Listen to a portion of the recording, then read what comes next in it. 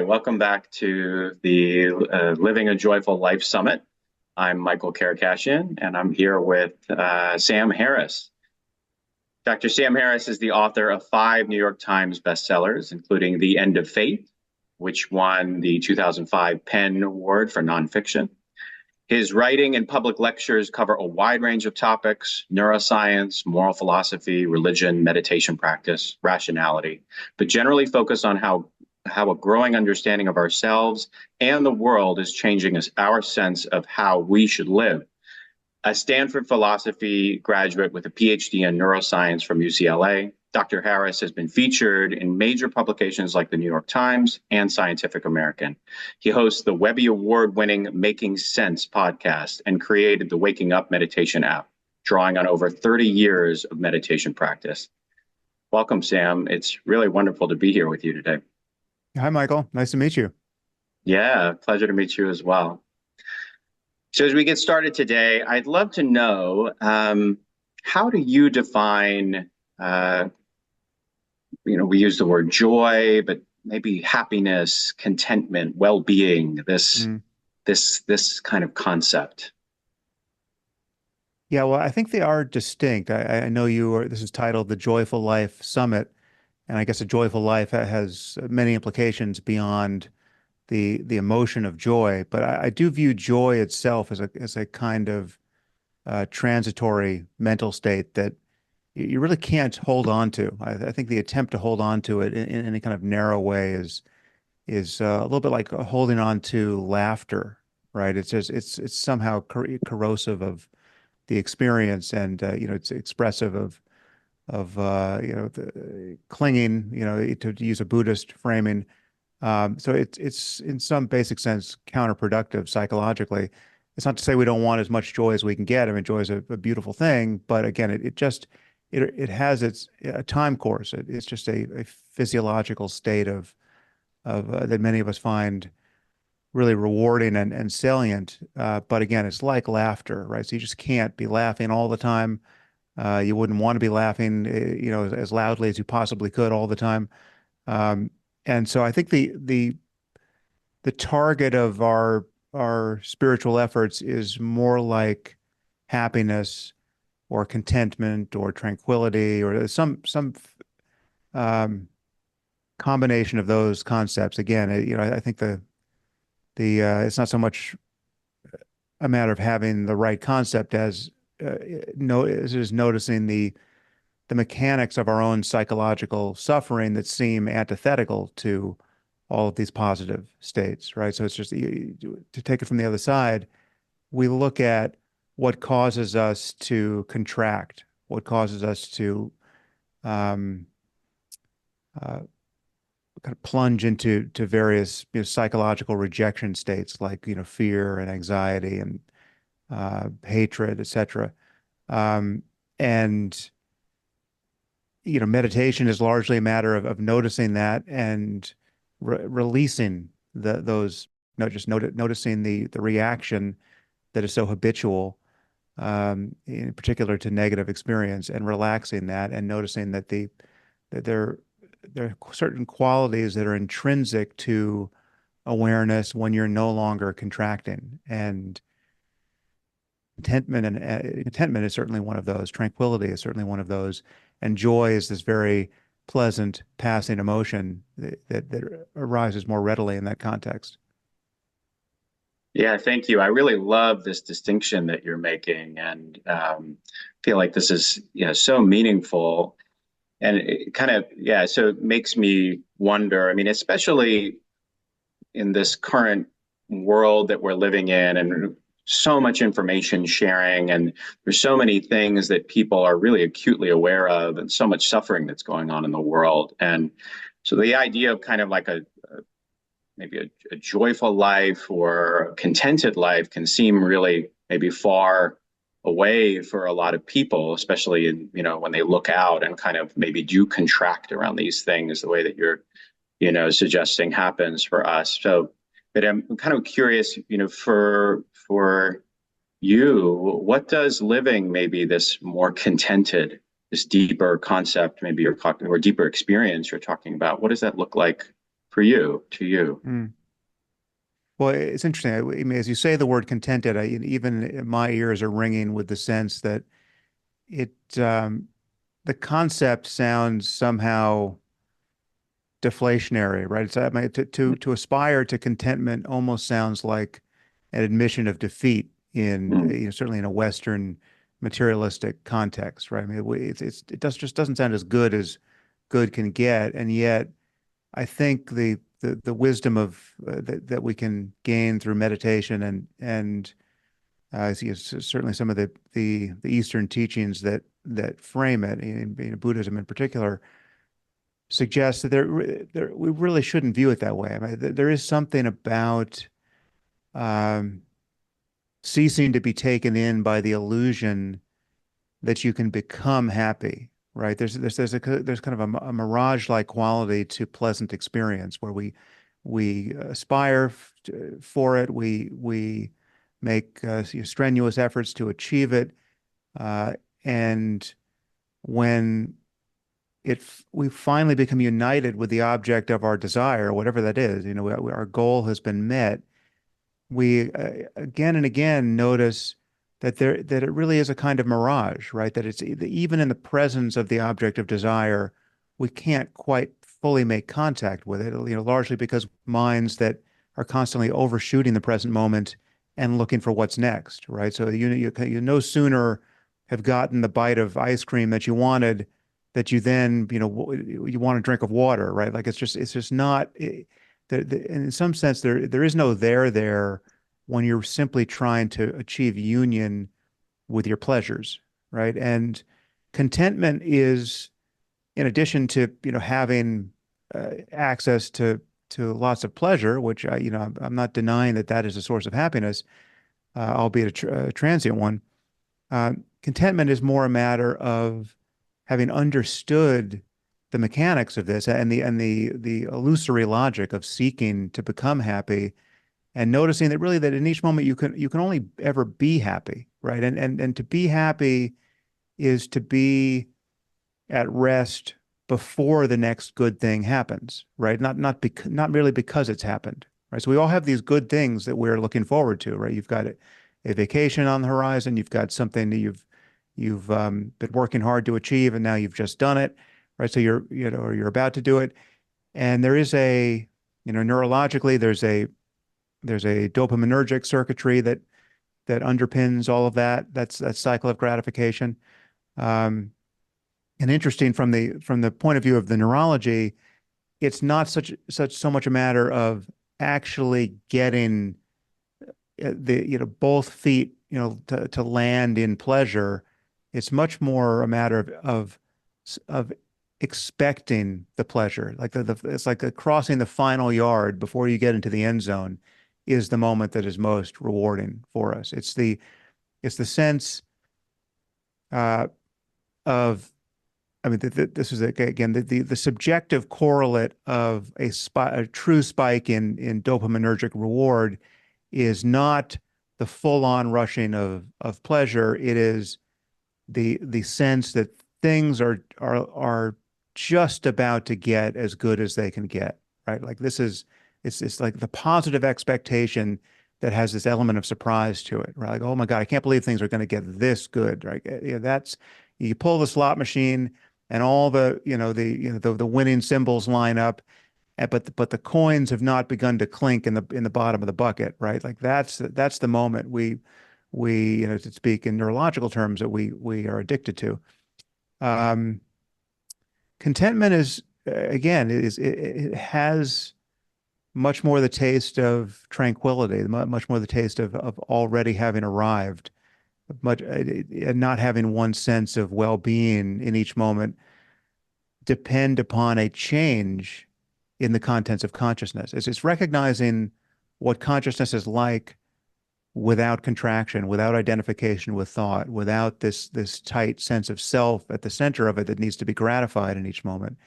And when you can fall back into that more and more, and more of that spaciousness is what it's like to be you, well, then you're not strenuously leaning forward, seeking to be gratified in the next moment. And so that's Yeah, we can, again, that none of this precludes joy and pleasure and peak experience, but you no longer associate your sense of well-being with a rival on each new peak because you know that you can't stay at the peaks. I mean, they're vulnerable. They're transitory almost by definition.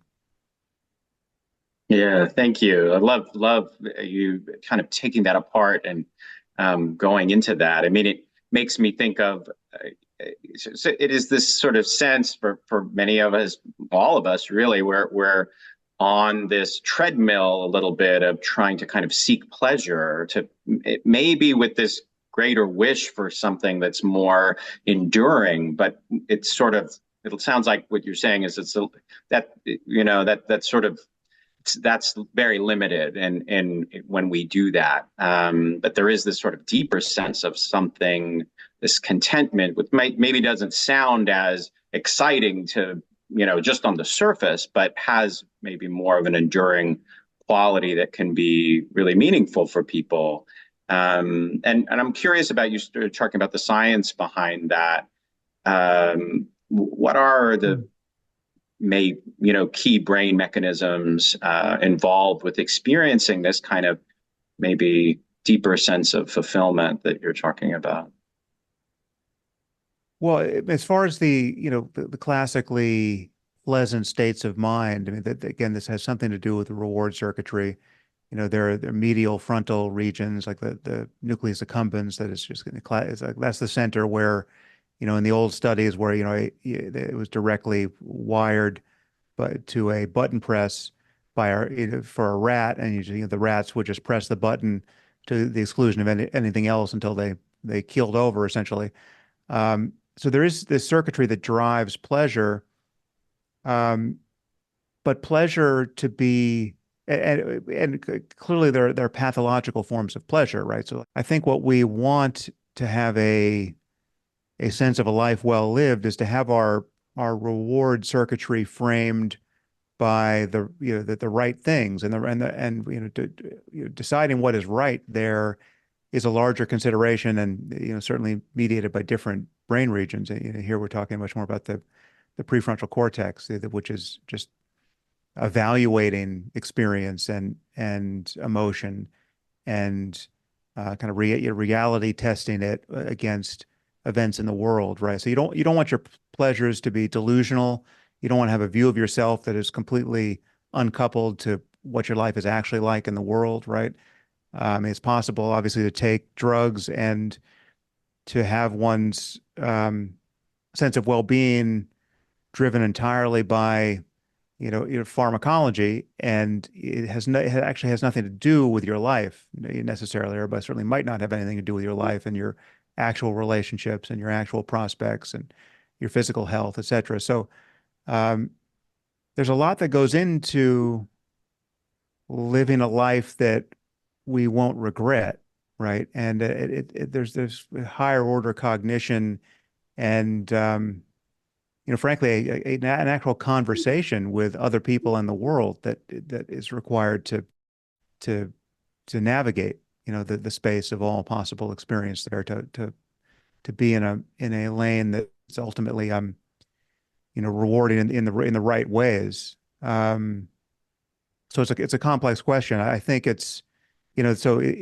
beyond just what I think meditation gives us. I think having a truly ethical consideration of how one is living is important there, right? I mean, having good relationships and having a a philosophical framework in which to think about events in the world and one's place in the world, such that it's um, one feels that one's sense of well-being is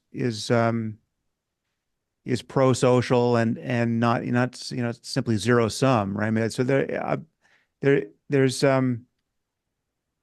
in some sense mental pleasure is it can be an unreliable guide to moral goodness and uh, kind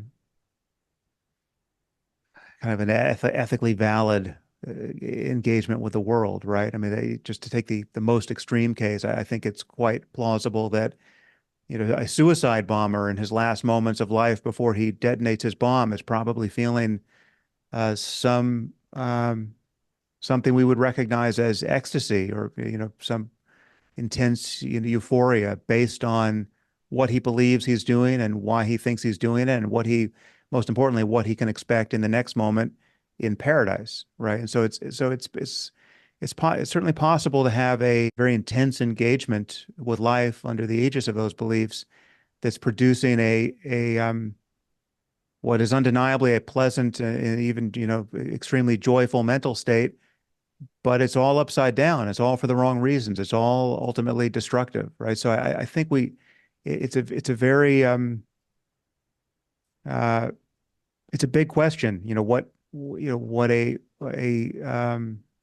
a good life really amounts to in the 21st century. And again, I think it's also changing too, given the way culture changes, right? You can't live as an 18th century person in the 21st century and shoulder all of the ethical and political and economic responsibilities that most people need to shoulder in order to function well in our world. So it's a moving target, but I would just say that it requires both a conceptual understanding of what's actually happening in the world and an ability to move beyond concepts with one's attention and just simply rest as awareness, and let go of the past, certainly let go of one's perseverating thoughts about the past, and to let go of the future, one's compulsive, you know, anxious rumination about what has yet to happen. You want to be able to do both those things and simply locate a sense of well-being in the present. And for that, there is, in fact, nothing better than mindfulness.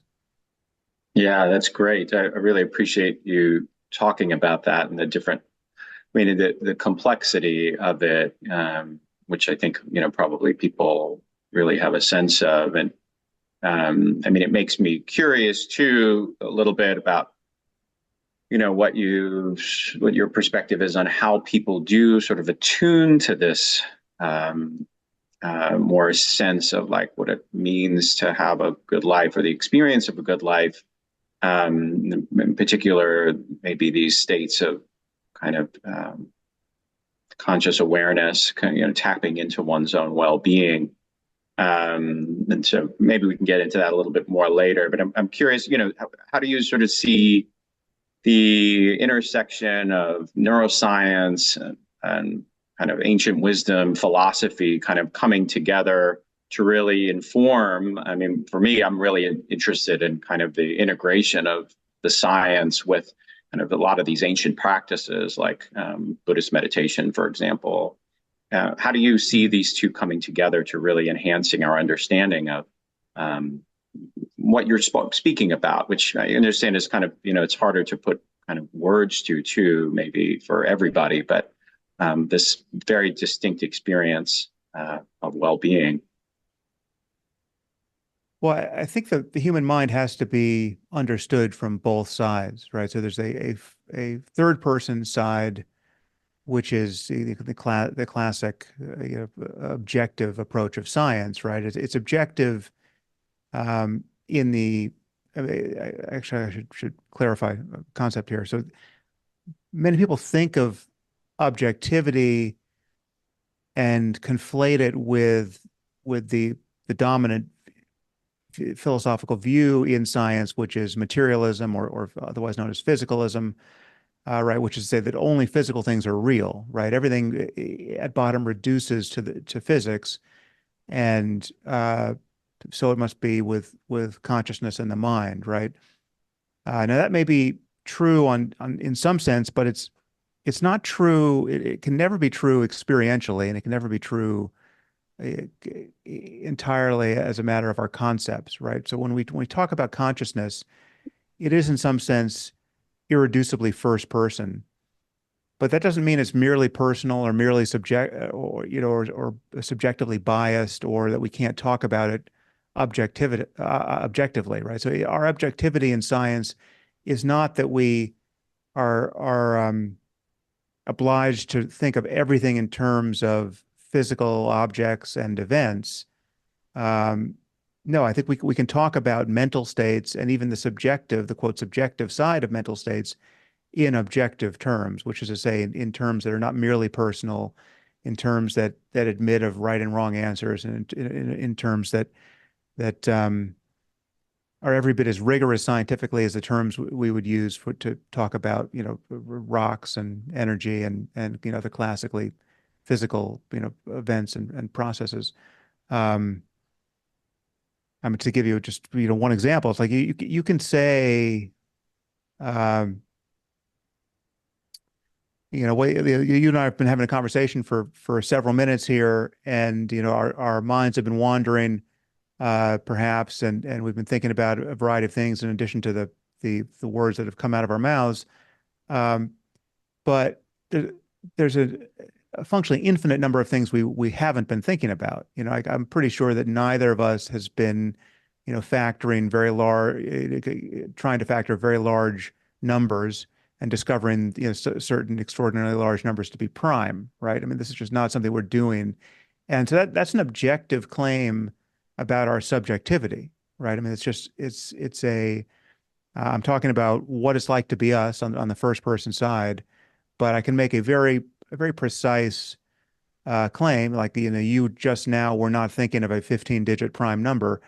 Um, that is as objective as any statement we can make in science or mathematics or anywhere else where we get super rigorous and quote objective, right?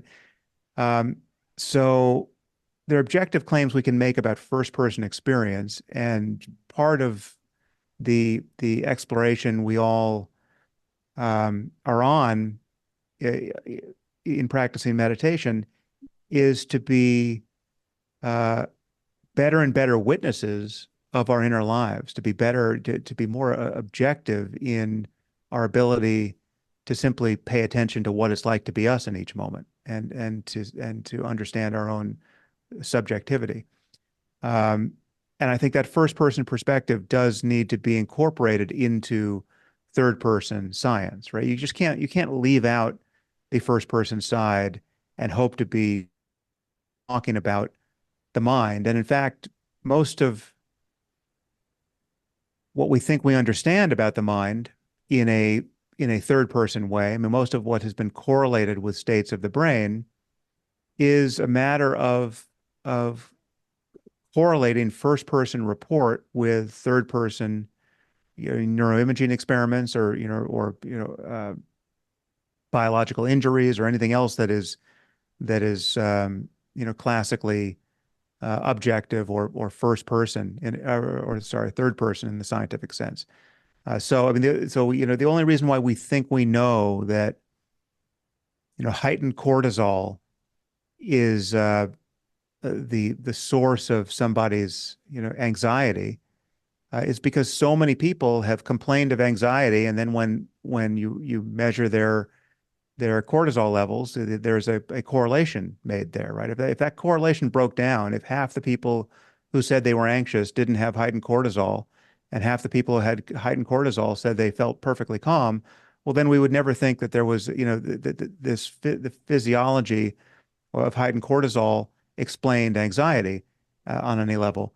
So the cash value of our third person correlates of mental life still is first person report and the reliable correlation there. So it's there's been this dream in science that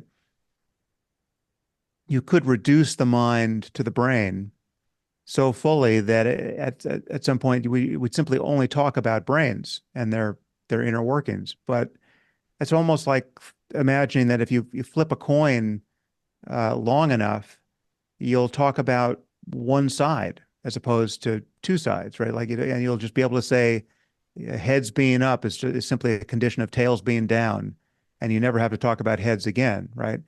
Um, but that's just not the situation we're in. I mean, and in particular with consciousness, I would say that the only evidence of consciousness in this universe is on the side of consciousness. I mean, there's really nothing about a brain that suggests that consciousness might exist.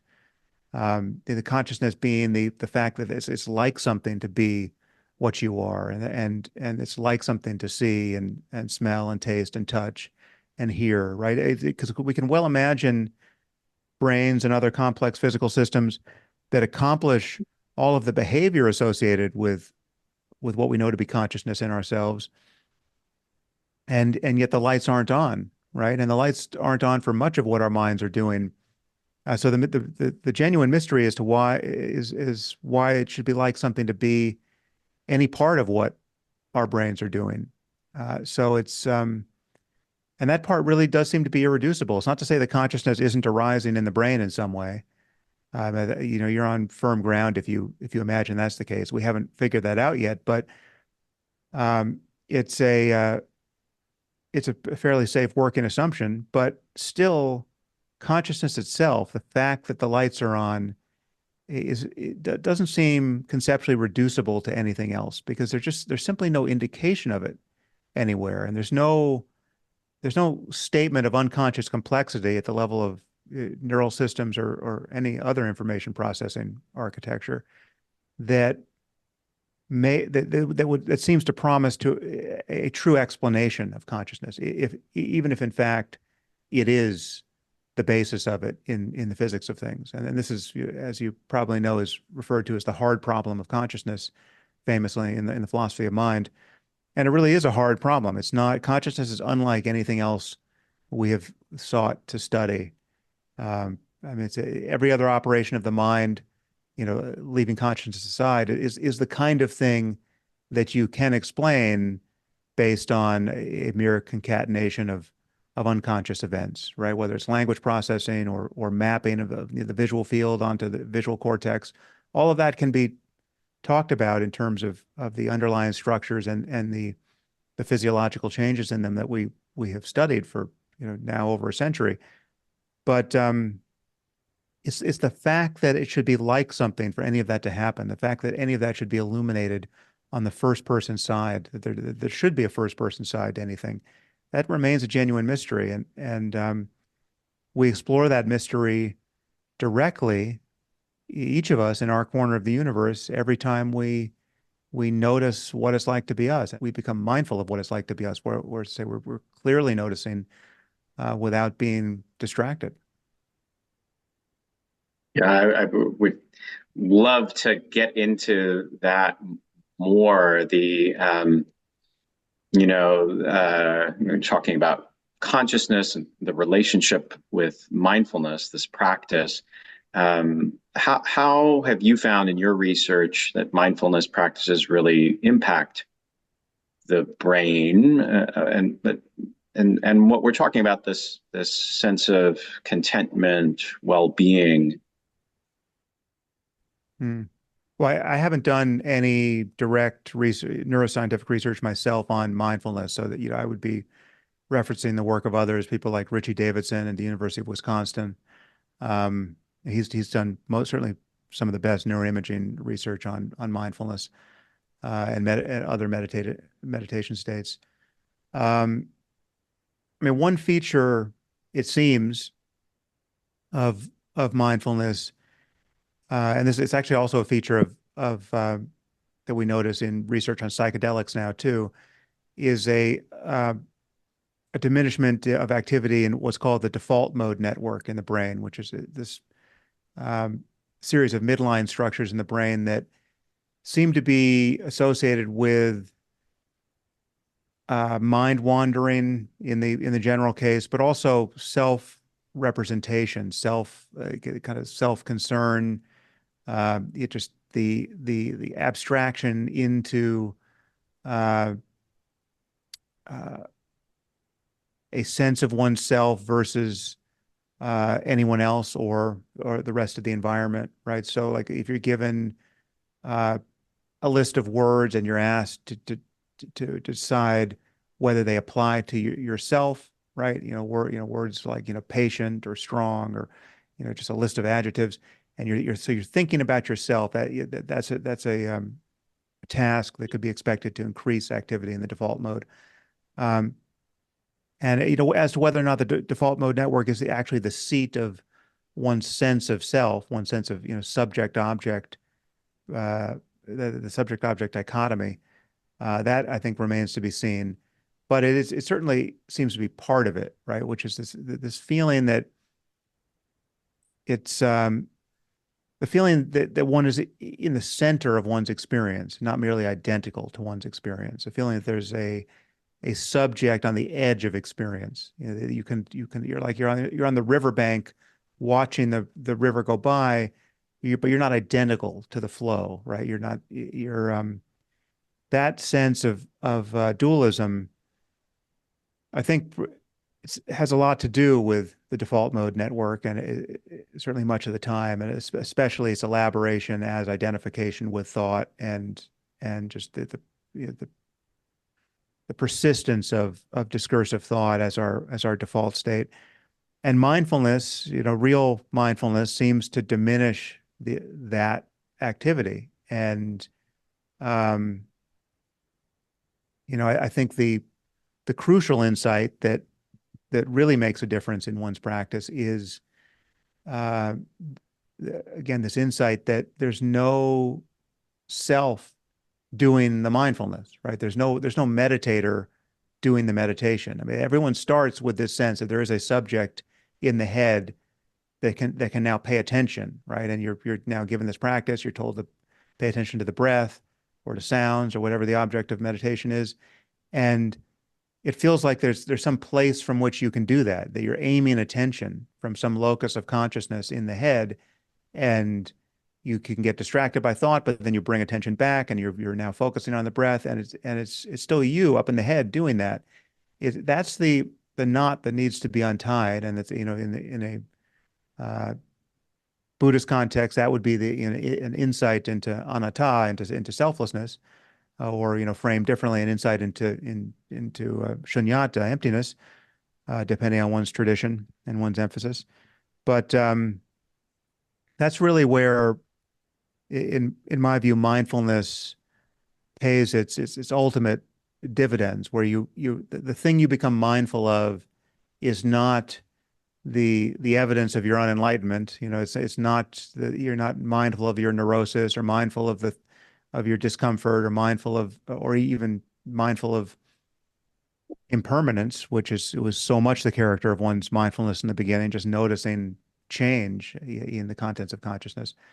But you become mindful of the fact that there is no subject in the middle of experience. That there's just experience. There's just this totality of consciousness and its contents, undivided.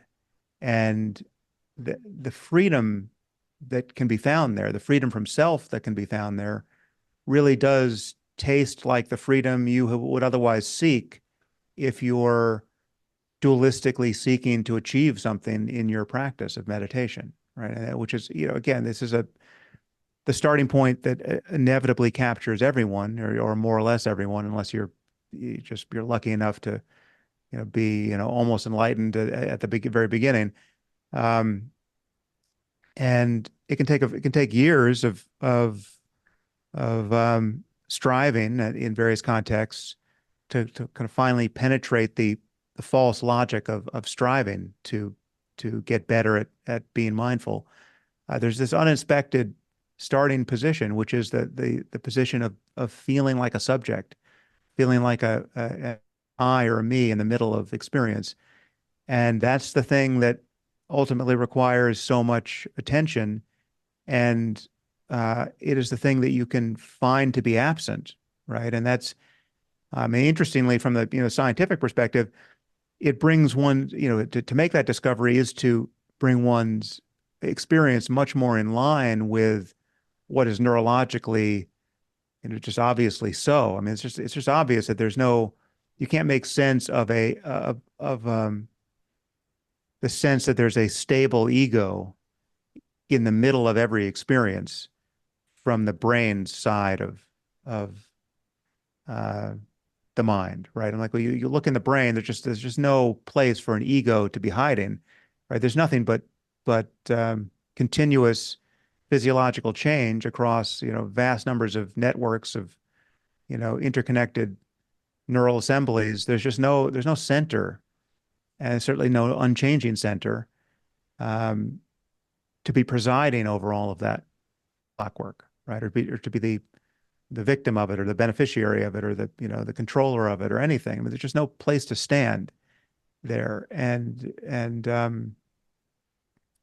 So yeah, I mean, so to have that insight is to makes certainly neurological sense in the same way that like noticing the optic blind spot makes neurological sense. I mean, the optic blind spot is this weird feature of our visual field, which most of us are taught to locate in school, and then we forget about it for the rest of our lives. But if you close one eye and you stare at it, you hold up, you make two marks on a piece of paper, and you stare at one, and then you move the piece of paper into at the right distance, the other mark will disappear because it just so happens that we have this kind of wonky anatomy in our retinas where the optic nerve transits through the retina, and there's this by definition there's this blind spot where you have no photoreceptors. Um, it's there to be discovered, and yet you can spend your whole life not noticing it. Uh, but to notice it is to notice something about the underlying neural anatomy that brings your experience into closer conformity with it. So it is with the illusoriness of the self. It's just you can it's there to be noticed. It can be difficult to notice it. Once you notice it, it's it is the thing you then can be mindful of, right? And it's the thing that you allows you to be your mindfulness not to be this remedial effort to feel better or to get somewhere. Your mindfulness then becomes the direct enjoyment of just giving up your search for anything. I mean, because you can just genuinely relax into the uncontracted state of consciousness without subject object boundary, and that's so that's the not that's non-dual mindfulness, for lack of a better phrase. Yeah, thank you for bringing that up and speaking about that. I mean, I was listening to you about a video of you anyway, talking recently about your experience with doing these, mindfulness in more of this maybe dualistic way for many years, and then had reached a point where you shifted, and I think doing more like Dzogchen practice, where things had you really did kind of have a different experience, like you're talking about here. Do you have practical tools that you could recommend to people? Because I think many people who practice meditation can very much relate to this, Hmm. this sort of more of the dualistic way of kind of, which, of course, can still be very, very helpful. But Yep. to make that shift, yeah, what would you suggest, I Yeah. guess? Well, I mean, it is. Yeah, I mean, everything I have to say on that topic is the kind of thing I'm saying over at Waking Up, which is, yeah, as you know, the meditation app we've built, which is not just me. There are many other teachers on it, but it's just the platform I built for ultimately for a a discussion of non-dual mindfulness. I mean, it's not just that. It's kind of an applied philosophy and psychology app now, and it's certainly outgrown me. There are just dozens of teachers on it. But yeah, my interest there was to teach dualistic mindfulness because it is just the only natural starting point. I mean, it's where everyone has to start.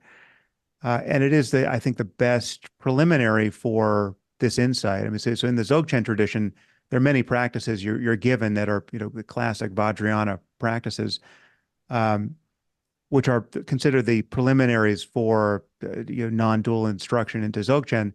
I say this as yeah, as someone who didn't do a tremendous amount of those practices, so take this with a grain of salt. But it seems to me that a more traditional Theravada style mindfulness is a much better preliminary practice for the non-dual instruction in Dzogchen or any other context. It's just what's so wonderful about the mindfulness that has been exported from Theravada Buddhism to the rest of culture is that it doesn't require any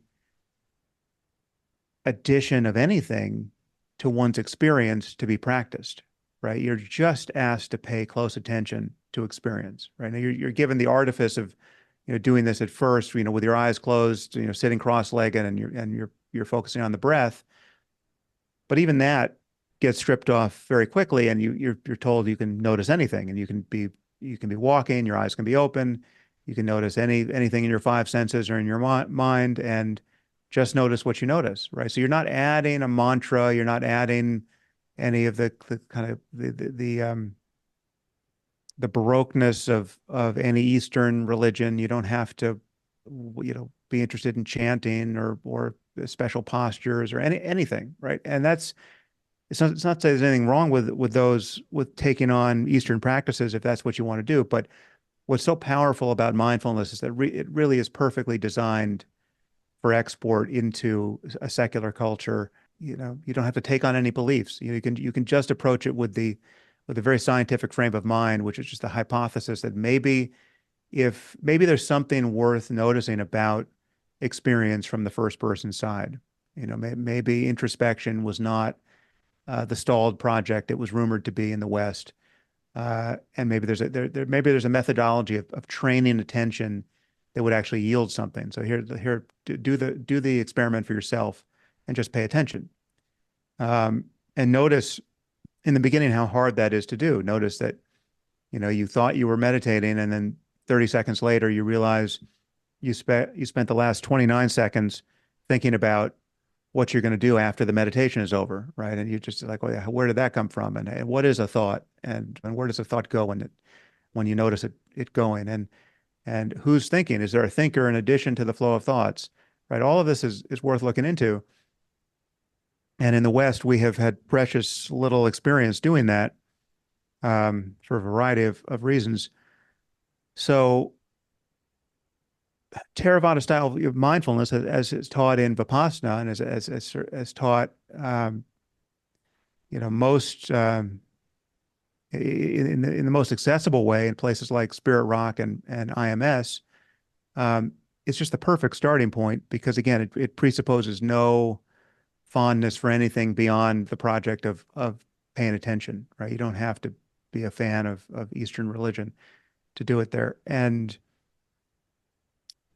yet the starting point can be predicated, in almost every case, it is predicated on the sense that there's something wrong, right? There's a problem to solve. I am suffering, right? I'm not as happy as I might be. I'm worried about the character of my mind, right? I'm not the person I want to be in the world. I'm impatient when I want to be, and when I wish I were patient, right? And um, meditation is offered as a remedy for that. And it's not to say it's not a remedy for that, but when embraced as a remedy, it's embraced again dualistically as a method of solving a problem. And the ultimate wisdom of mindfulness is the recognition that you don't have the problem you think you have, right? You have to ultimately notice that the starting point was false, right? The self-improvement project was false, right? The self you thought you were going to improve doesn't exist, right? And the recognition of that brings the relief you were hoping to get after all that improvement you were hoping for. And um, so yeah, the ultimately, I think you need enough concentration and enough mindfulness so that you clearly can notice the difference between being lost in thought and paying attention to anything, whether it's the breath or anything else. But once you have that, then I think it's important to continually turn attention upon itself and continually look for what is looking. Look to see if there is a thinker in addition to thought, and look to see if there is one who's paying attention. And whenever you feel like you're being gratified by changes in the contents of consciousness born of meditation, I mean, you close your eyes, you begin to settle into meditation, you begin to feel like it's working, right? You begin to feel, calm and even blissful, right? Like there's a change in the experiential, qualitative character of your experience. whenever you get lulled into feeling like that is what meditation is, right? That's the good stuff. That's the sign that it's working. You have to break that spell because that's not whatever has come is going to go. Whatever transitory change in the contents of consciousness you're now enjoying is by the sheer fact that it has arisen is proves itself to be a false idol, right? It can't, it's not going to stay, right? So it can't be a matter of just getting more of that, uh, those pleasurable feelings that weren't there a moment ago. You have to continually shake yourself awake and look for what consciousness is like in the context of any experience, right? Is there a center to it? Are you really behind your eyes? Are you really behind your face, looking out at a world that is not what you are, right? It's a matter of experience. And the answer to that question is no, really. I mean, there's just this totality of energy and light and sensation that is without center, right? And it is it's every bit as visionary an experience, even with your open eyes looking at a a buzzing city out your window.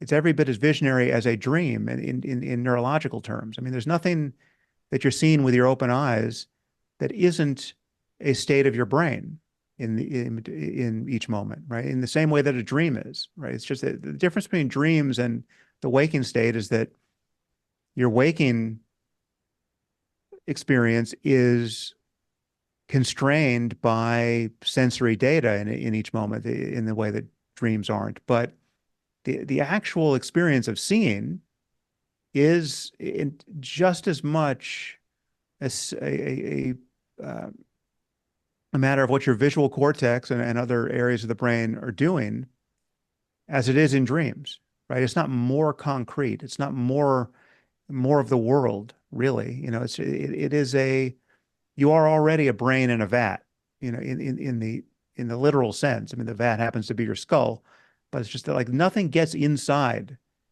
to the first person side of your conscious experience without being uh, completely transformed by your neurophysiology into an electrochemical vision, right? It's just not. It isn't the world, right? So so what you see with your open, I mean, you can with your open eyes now, you can just project an imagistic thought. I mean, some people are better at this than others because some people can't visualize at all. But if you can visualize anything, if you can just kind of flash a vision of, the Eiffel Tower, briefly over your visual field, just superimpose it, or remember, a face of your best friend, or anything. Just project the image of an apple, right? And all of those are slightly different. Even if what you see is vague, you're seeing something, right? When I say look at a green apple,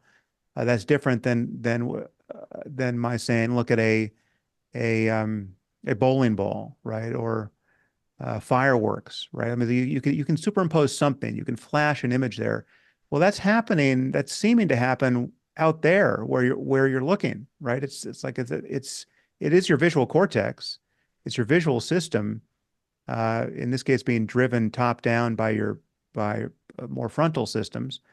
But because I articulate a concept and then you use that to drive a visual. But the world you see with your open eyes is the same place where you're feeling and thinking in each moment. It is consciousness. And yeah, as a matter of experience, there's just consciousness and its contents.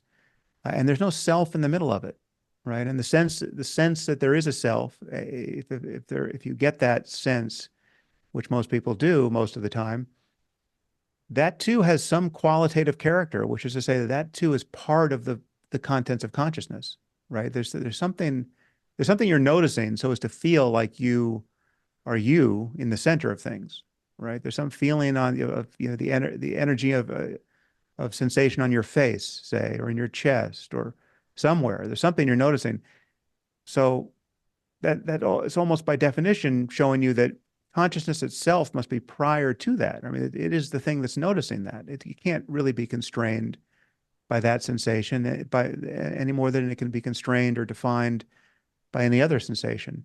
So if you keep just dropping back into consciousness merely as this prior condition in which everything is appearing, including apparent states of self or the apparent signature of there being a subject, right? Whatever that is.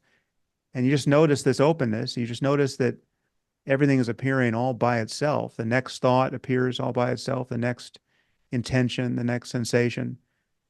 You, the witness, aren't bringing anything into being, not even the witnessing. Or you're not even in control of the next thing you notice, right? You don't know what it will be until you notice it, right? And you keep dropping back into being that mere openness. You might discover that it doesn't feel like I. It doesn't feel like a self. It doesn't feel like a subject. And it admits of no real boundary between the witnessing and that which is witnessed, right? There is no boundary between consciousness and its contents.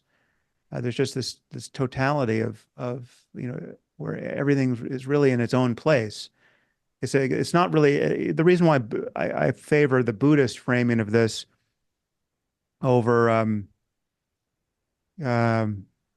something that might be more unitary or even kind of the Advaita Vedanta framing, the non-dual teachings within the Indian tradition, um, is that you can get a sense of that the goal here is union of some kind or a fusion. That the subject fuses with the universe. So you can kind of get more mind, but there's a kind of reification that comes with that, and it's also misleading. I think the real insight here is best captured by the Buddhist concept of emptiness or non-duality, where there's no place from which to fuse with anything. There really is. There's just everything is in its own place, right? When the center drops out, it's not one thing, but it's also not many things because there's no boundary, right? And yeah, it's not one thing because everything is appearing in all of its multiplicity, right? It's not you're not failing to discriminate. It's not a matter of becoming unintelligent where you can't notice the difference between your desk and the rest of the room, right? I mean, you can make that discrimination, but it's on some level there is no boundary, right? Because as a matter of experience, you're just talking about consciousness in each moment, and its permutations. It's apparent changes. Um, so I don't know if that gets at your question. I mean, Yeah. it's a lot of words thrown over the fact that there's this nearly instantaneous transition that's available where just simply notice that there's no center to experience. You look for the center and you fail to find it in a way that's conclusive, and that becomes the object of your mindfulness. This is so rich, Sam. I so appreciate you sharing that. I mean, I'm so curious about more of this, and I'm sure our audiences as well. How can people learn more about you and your work? Well, everything related to this is over at wakingup.com. That's the website for Waking Up. My personal website is samharris.org, and that's got other stuff. I have a podcast where I talk about political things and other scientific things, and so there's much more to my day job than talking about mindfulness. But everything that I think is relevant to the project of untying the knot of self and living an examined life, live an examined life by the light of that insight. That's over at Waking Up, and yeah, and I'm very grateful for what you're doing. I'm very grateful for Inside LA and Vipassana practice generally. I just think it is the best starting point at this moment in history for all of us because it's to my mind it's the only spiritual practice that allows for a totally non-sectarian and non-otherworldly, non-superstitious, non-dogmatic framing of this perennial project of recognizing what the mind is really like when you can pay attention and using that as a basis of living a wise and ethical life. It's not to say that we can't also be in the business of teaching Buddhism or any other explicitly doctrinal spiritual path, but the real power of mindfulness is that even if you don't want to engage any of that, even if you want to maintain your other religious convictions, right? If let's say you're a fundamentalist Christian and you want to stay that way, you can still practice this and get the benefits. And so I just think it's really worth supporting. And so thank you for the invitation to speak with you. Yeah, thank you so much, Sam. It's been such a joy to be with you today and to hear you speak. Yeah, I really appreciate you taking the time and your work. So yeah, thank you. You. Take care.